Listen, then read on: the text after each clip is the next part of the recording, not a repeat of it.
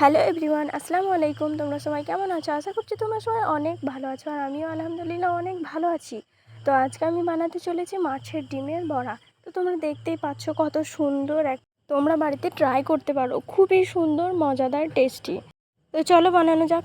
তো এখানে পেঁয়াজগুলো টুকরো টুকরো করে কেটে রেখে দিলাম ধুয়ে। তারপরে ডিমটা ওর সাথে দিয়ে দিলাম।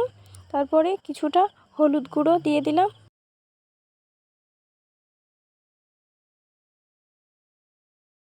তারপর লঙ্কার গুঁড়ো দিয়ে দিলাম।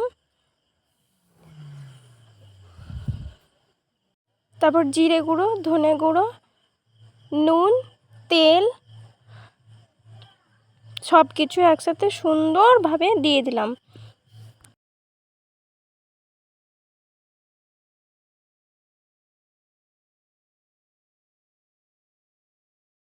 আর দুটো ডিম ভেঙে দিয়ে দিলাম।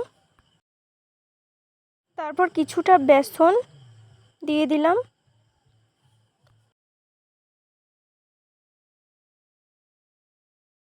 দিয়ে সবগুলোকে একসাথে সুন্দরভাবে মিক্স করে নিলাম। মিক্স করা হয়ে গেল, দিয়ে এখন আমি চললাম প্যানে তেল গরম করতে। তো চলো প্যানে তেলটা দেওয়া যাক।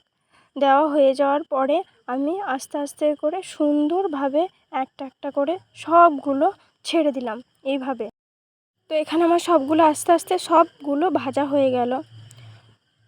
তো তোমরা দেখো এর ফাইনাল লুক।